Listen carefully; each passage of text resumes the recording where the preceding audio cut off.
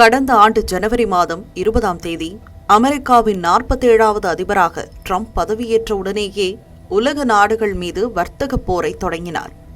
அப்போது சர்வதேச நாணய நிதியத்தின் நிர்வாக இயக்குநர் கிறிஸ்டலினா ஜார்ஜிவா 2025ஆம் ஆண்டில் உலகளாவிய வளர்ச்சி நிலையானதாக இருந்தாலும் இந்தியாவின் பொருளாதாரம் பலவீனமடையும் என்று தெரிவித்தார். தொடர்ந்து இந்தியா மீது 50% வரி விதித்த அமெரிக்க அதிபர் இரு நாடுகளுக்கிடையேயான வர்த்தக பேச்சுவார்த்தையையும் இறுதி செய்யாமல் இருந்தார். இந்தியாவின் பொருளாதாரம் ஒரு இறந்த பொருளாதாரம் என்று கூறிய அதிபர் ட்ரம்ப் ரஷ்யாவிடமிருந்து எண்ணெய் இறக்குமதி செய்யும் நாடுகள் மீது 500% வரி விதிக்கும் சட்ட மசோதாவுக்கும் ஒப்புதல் அளித்தார்.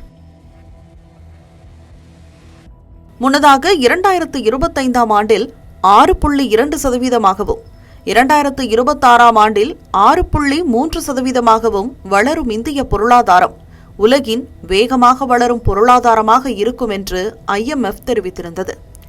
இந்நிலையில் தனது மதிப்பீட்டை மாற்றியுள்ள IMF 2025ஆம் ஆண்டுக்கான இந்தியாவின் வளர்ச்சி 7.3% என்று கூறியுள்ளது.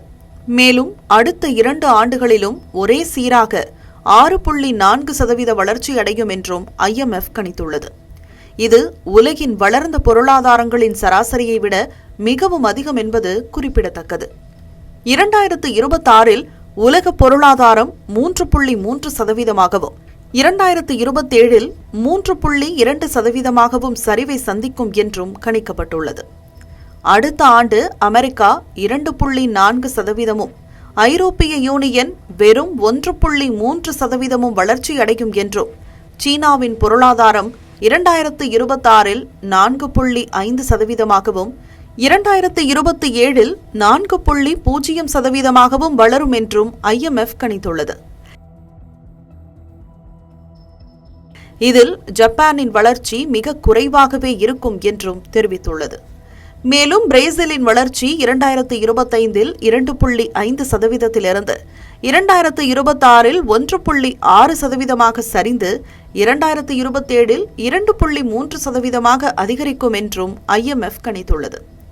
மெக்சிகோவின் வளர்ச்சி 0.6%இலிருந்து 1.5%ஆகவும் பின்னர் 2.1%ஆகவும் உயரும் என்று கணித்துள்ள IMF, அதே நேரம் ரஷ்யாவின் வளர்ச்சி 1%த்திற்கும் குறைவாக இருந்து 2027இல் 1%ஐ எட்டும் என்று தெரிவிக்கப்பட்டுள்ளது.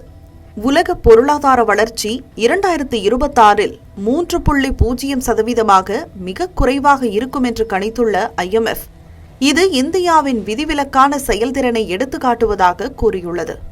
விலைவாசி குறைப்பு, GST வரி சீர்திருத்தமாகிய மத்திய அரசின் நடவடிக்கைகளால் பணவீக்கம் கட்டுக்குள் இருக்கும் என்றும் IMF கூறியுள்ளது. உள்நாட்டு தேவையை நிறைவேற்றும் அரசின் திட்டங்கள், நீடித்த பொது முதலீடு மற்றும் தனியார் மூலதனங்களின் தனி கவனம் ஆகியவையே இந்தியாவின் பொருளாதார வளர்ச்சிக்கு அடிப்படையாக அமைந்துள்ளன என்று IMF குறிப்பிட்டுள்ளது. இந்தியாவை விட உலகின் பிற வளர்ந்த நாடுகளின் பொருளாதாரம் எவ்வளவு பின்தங்கியுள்ளது என்பதை IMF-இன் கணிப்புகள் எடுத்துக்காட்டுகின்றன. வளர்ந்து வரும் மற்றும் வளரும் ஆசிய பொருளாதாரங்களில் தொடர்ந்து முன்னிலை வகித்து வரும் இந்தியா உலக பொருளாதாரங்களில் தலைமையை மீண்டும் தக்க வைத்துக் கொண்டுள்ளது.